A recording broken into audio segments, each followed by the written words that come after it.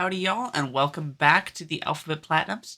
I'm just going to jump straight in today. We're doing J to M. There's not much intro needed. Y'all know at this point what's going on. We've had two previous ones.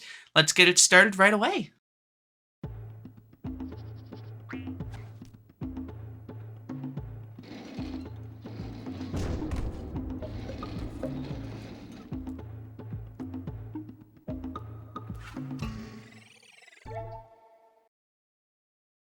Starting off today is Jak and Daxter.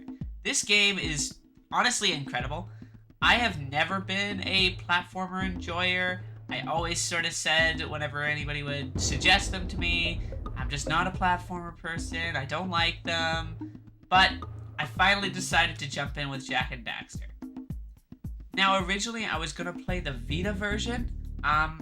I ended up getting it eventually, but I already had the PS3 copies, like the collection, so I decided to go ahead and use that. And after finally receiving my Vita version in the mail, I am very glad I played the PS3 copy. This game runs like crap on the Vita, but runs super smooth on the PS3. One thing that I gotta suggest, if any of you guys ever jump into this game, go into the settings and change the horizontal camera controls, because they were inverted from what you'd expect when I first got in, which was just really jarring. Other thing that I have to mention about this game before I go into story details and whatnot, the camera, being that PS2 generation, has its own hitbox, which feels very odd. When you're like moving around an object, for example, and you are in the foreground, you know, as Jak, but then you're shifting the camera, and let's say there's a post right behind, the camera will hit the post and stop moving. It's very, very jarring. Like if you come from games now with third-person cameras where, you know, it might zoom in a bit to sort of get around that box so you're not inside of a part of the environment. No, it just hits the environment and stops. It's really, really weird, but it didn't come up that often, so in general I could get used to it, but as a heads up, that is a thing that happens. Story-wise, I'm gonna be honest, it's not much. It's sort of an intro cutscene, and then here's what you have to do, go. There's really not a lot to it. The main bad guys that you fight at the end in the final area sort of only show up 2 other times in the entire game. It's a little funny, it's very PS2 era, but I love it nonetheless because the gameplay loop of it is exceptional. Personally, I've been thinking a lot about core gameplay loops as I go through this series. Stuff where, you know, what is it about this game that you're going to do the entire time? Stuff like Far Cry just being shoot, tower, reveal map, next. This game's core gameplay loop is platforming, of course, and the combat within the platforming. And I was just blown away at how smooth and good it was. Like I said, I am not a platformer person. I should probably play some more platformers after enjoying this so much, but I was very pleasantly surprised at how fun the core of this game is. Now, trophy-wise, it's super straightforward. Beat the whole game, get every single one of the collectibles. That's the eggs that are basically coins, like in any other platform or whatever. And then your power cells, which you get from doing different, basically, quests within your quest. Like your overall goal the entire time is getting power cells, but each area has, you know, let's say 7 power cells, but you only really need 3.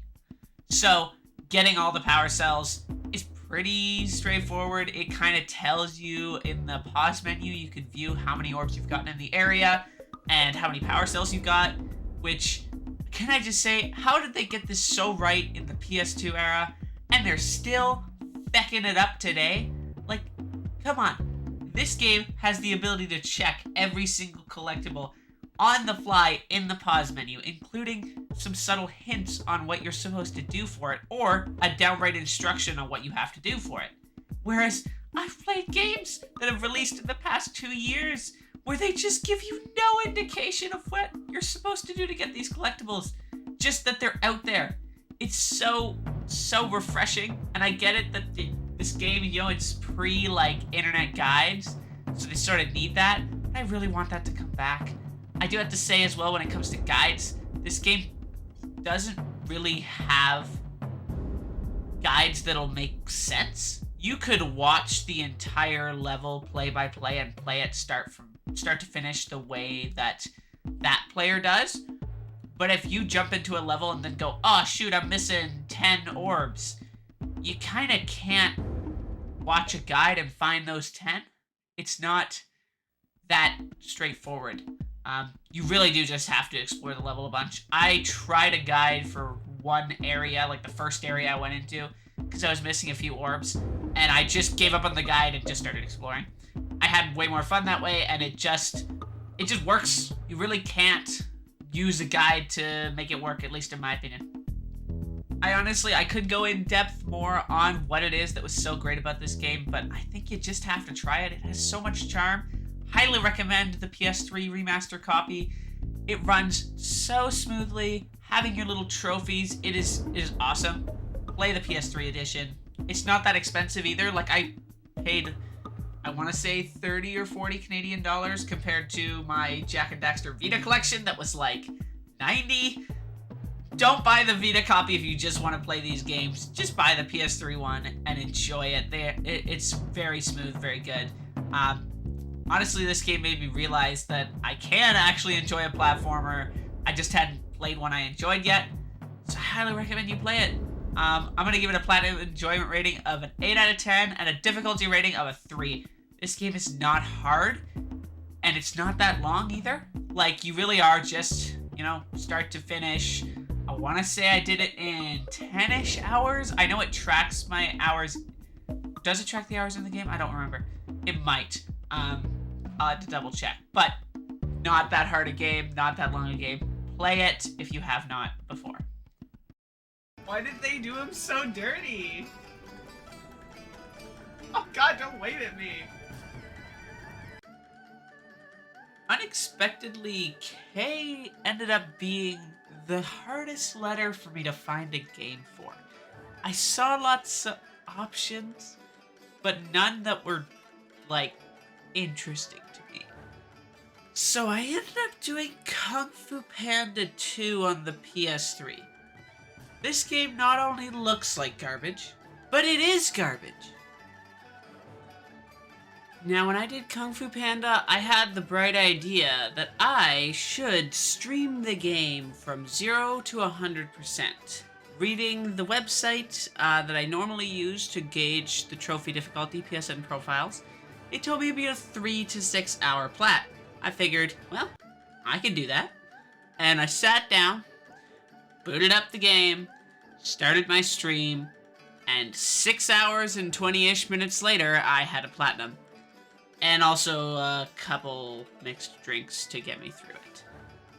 This game was just actually bad. Like, I know I said it already, but oh my god, it was just...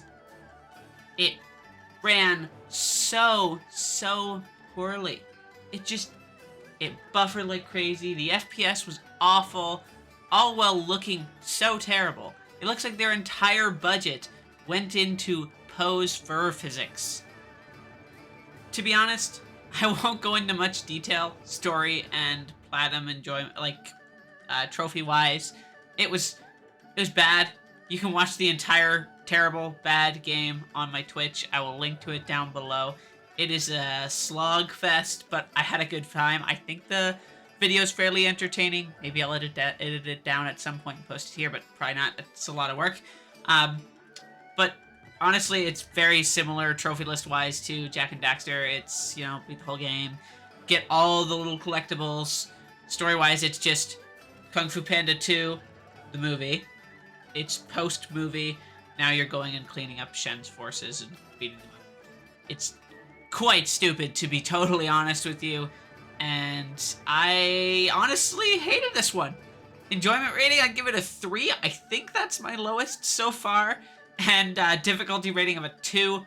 I did it in one sitting. in 6 hours, and I wasted time quite a bit. I ate for like 30 of those minutes, and I had my dinner, and I think at one point I had to restart the game because I fucked up and missed a trophy that I should have gotten right off the bat, but didn't. Anyway, I'm so done with this game. I don't want to talk about it anymore. If you want to see more, go look at the Twitch stream. This game sucks. Don't ever play it.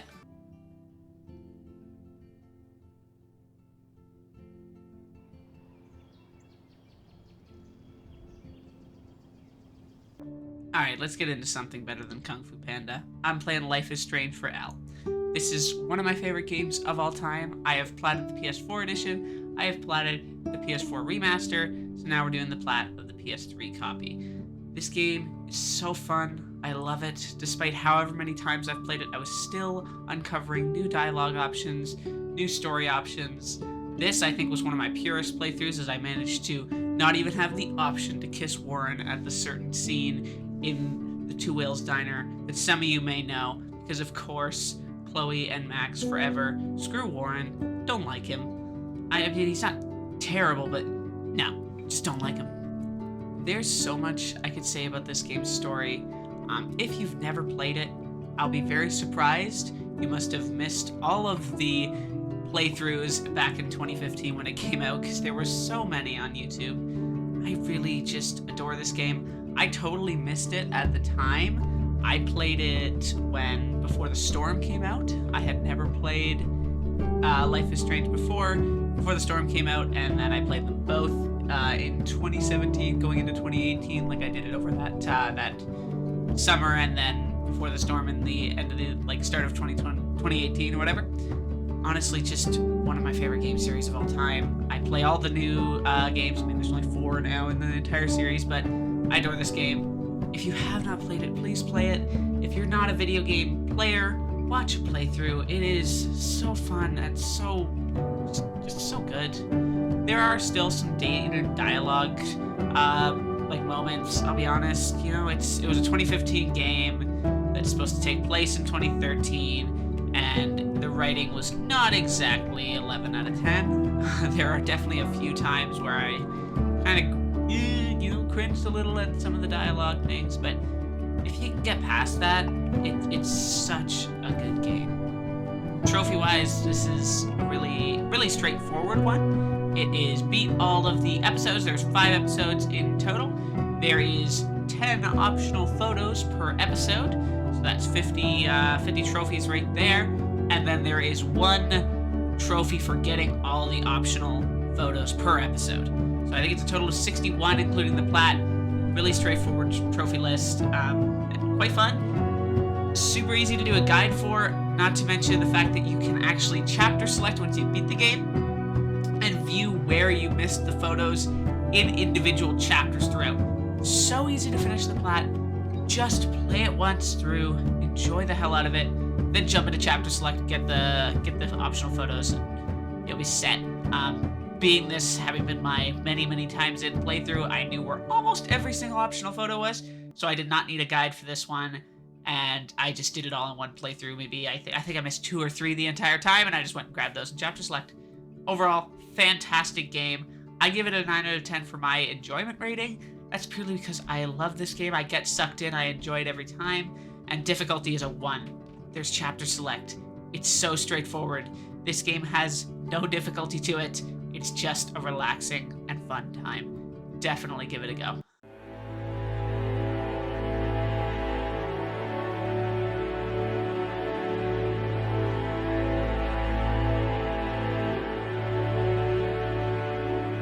Alright, we're ending off today's video with a game that I put off playing for over a year. That's Mass Effect 3. I could, and I plan, to make a Mass Effect trilogy dedicated video. It is hands down, as a trilogy in gaming, my favorite trilogy. They loop together so well. All your choices matter. They all impact it. It is so brilliant. I adore it, especially the Legendary Collection. How well they remastered 1 to fit with 2 and 3 makes it super seamless to play through the 3 of them. Now, I say I put this game off because last year, around this same time in April or May, I played and platted Mass Effect 1 and Mass Effect 2 in the Legendary Collection, and I stopped at 3 because I knew, spoiler alert, skip if you don't already know the big reveal of Mass Effect 3, the big ending, you die. You die at the end of Mass Effect 3, unless you get the really, really, really, really good ending, in which case you get a slight cutscene for like 2 seconds where Shepard's maybe alive. But you die, basically. The story's over, and I really didn't want it to be over. I had played 1 and 2 back-to-back, exceptionally fun games, especially the Legendary Edition. It makes Mass Effect 1 so good and just so playable. Story-wise, Mass Effect 1 is not much. Mass Effect 2 is really in there. And then 3 rounded things out so beautifully. I adored it. One of my favorite things about it as a trilogy, again, I will make a full video. I plan on it. I'm going to replay them on PS3 and do the video. But if you're doing the Platinum, you're going to end up with the best possible endings for each, because you have to. You have to keep people alive. You have to do the loyalty missions in 2 and everything. And the fact that those loyalty missions impact 3 is so well done. I could go on and on. This game was so enjoyable. I had such a blast playing it. I am so disappointed it was over. I extended my playthrough of the 25 hours that it estimated. I think I did about 40 in this game. I loved it. Story-wise, when it comes to specifics, this one rounds things out by having the Reapers that are sort of this big bad threat that's kind of throughout the first 2, really coming in full force. It is, you must defeat them or everyone in the galaxy is dead. So your focus is to unite the galaxy as a whole, which makes every little side mission feel important. Every side mission is gathering your war resources, if I remember correctly for the name, of war assets, that's it. You have to collect them to get a certain amount to get the best possible ending options and whatnot. I think that's a really, really good idea. I really love it. The fact that every side mission is like, oh, you just got an additional fleet. You got, another character or whatnot that counts towards your final fight, having all these people joined up. It's so well done to make side missions worth doing. I also found that the side missions weren't big time wasters. There was a little bit of like, get the mission here, go grab the item, bring it back, but they weren't tedious. There wasn't jumping planetary system to planetary system over and over and over and over. A lot of the side missions were just get to this area, do the little mini story it has, you're done, war asset achieved, next. Which is so refreshing to just do a side mission that takes place in one long section and you're done, instead of, oh, let's have a transport, now you gotta move to this area, now you gotta move to this area. I don't like that stuff. I like the way they handle side missions in this game. It made it feel fun to do all of them. Actual trophy-wise, it is a very similar list to 1 and 2. That is, beating the game and essentially getting the best ending, which is to do the vast majority of side quests. Something I like that the trilogy has done is that it's not doing every single one necessarily, but a certain percentage. It does not tell you outright how many you have to do. My recommendation is do every single one until you unlock the trophy, which is what I did in 2, it's what I did in 3. Just do as many as you can, slowly doing your main story quests. And then I think I was at about the 75% mark. It was after I'd done Thessia. That is when I unlocked my trophy for doing the vast majority of side quests. So you can get it relatively early on. I should say, not early on, but not at the very end. You're not going to get it on the last mission. Well, you shouldn't if you're doing a thorough playthrough. You should get it quite a bit before that. One standout for this game's trophy list compared to the other 2 is it had the only difficulty-based trophy in the entire trilogy. There are the Insanity trophies in the separate list for the Legendary Collection, but I don't count those. That's not part of the individual lists to get the Platinums. This one had to beat the Spectre-level opponents in the Armax Arsenal Arena on medium or higher, and I was not expecting this to be as annoying as it was when I got to it. So to sort of explain, you get an unlock in the arena, which is, your arena fights, whatever, that allows you to fight yourself. It's called Mirror Match. You have to fight other shepherds. It's like, I think they come in waves of 3, and I think it's 2 waves of 3, if I remember correctly. It might be a total of 9. I don't actually remember. I was trying to do it on medium. I was getting my ass handed to me over and over and over. I'd get through the first wave and a half, and they'd kill me because they just charge you, and they're tanky. So you can't really, just pick them off, and you have to spam your abilities and spam your allies' abilities to try and kill them fast enough to not just immediately get domed. I got really, really, really close on one of mine, and then I died and decided, okay, I'm gonna do what the exploit said. And it's not really an exploit, but you can cheat the trophy by setting the game to easy, getting to the very last enemy, getting them low, changing it to medium, and finishing them. Which is, I'll be honest, that's what I ended up doing. Not super proud of it, but it got me the trophy, so, I'm happy. Overall, I actually didn't quite get to this point in my script. I stopped writing and just started recording. I don't have a rating written down, but I'm going to give this one another 9 out of 10 that I gave Life is Strange. I adored playing Mass Effect 3. I want more from the Mass Effect series. I have not played Andromeda fully. I actually bought it really, really close to launch on my PC. Played about 2 hours of it and stopped playing, and I never went back. Now that I've beat the full trilogy, I will play Andromeda at some point, but honestly, I just want BioWare to make more Mass Effect. This Galaxy has so much to work with. I want more. And then difficulty rating, I think this one's probably gonna be the highest of this video at about a 5, especially with that Armax Arsenal Arena trophy. If you don't use the cheat, it's gonna be about a 5 or a 6. If you use the cheat, you're probably looking like a 3 or a 4. Because this game is still, it's long. I take that into account in my difficulty rating. Not that it's hard to do a longer game, but that it impacts overall, I'd say, the difficulty of a platinum when it comes to the amount of time you had to focus on it. So I'd give this one about a 3 or 4 with the cheat for that single trophy. It's not really a cheat, but that little way of gaming it. And then if not, if you're doing it full legit, you're playing on medium or hard or insanity, you're gonna have a hell of a time with this game. It is mean on insanity and it is really mean on hard. It's brutal. But yeah, overall I love this game. And I plan on doing a full video about the trilogy. It's just that good.